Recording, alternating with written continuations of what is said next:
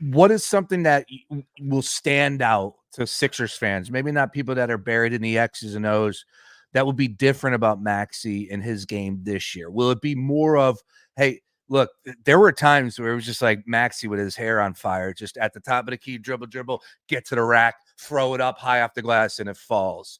I Yeah. don't expect that to disappear, but will we see more of Maxey pulling up? Will we see more of Maxey getting more of a lane, to drive down versus being on the outside? What is something that we might see tonight and maybe in the next couple of games, first 2-3 weeks of the season here?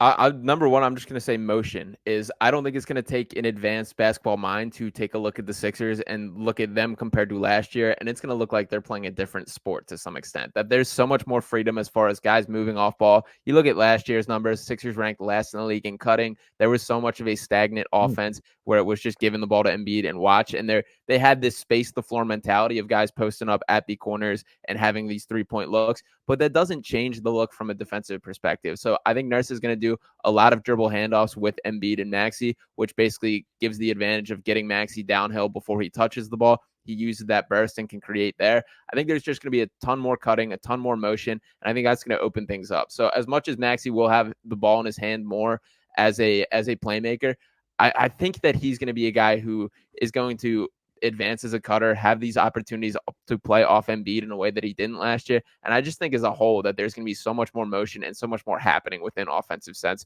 for the Sixers and for Maxey specifically. I'll tell you what, I'm not a basketball guru, but there's no way I would want to be last in cutting For in sure. the NBA.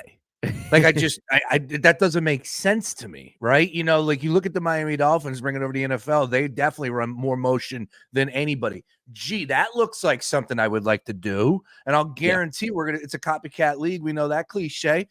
How many more teams are we inserting motion more into their offense off of what we're seeing statistically because of the Miami Dolphins, McDaniel down there, right? Like, I don't know. It just makes sense.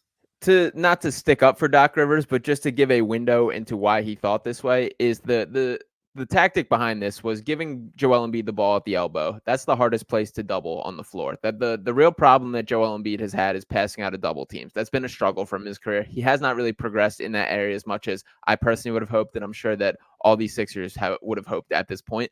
So putting him at the elbow makes it the hardest position to double, and then spacing the floor with 3-point shooters around basically creates open 3-pointers if the team decides to double. In fairness to Doc, the Sixers were first in the NBA in 3-point percentage last year as a team. So that was kind of the battle of making them choose. So either guard Joel Embiid straight up, and he obviously led the NBA in scoring at 33.1 points per game last year, or you bring the double and you create an open 3-point look, which then the Sixers were the number one 3-point team in the league last year. So that was the battle he was trying to play.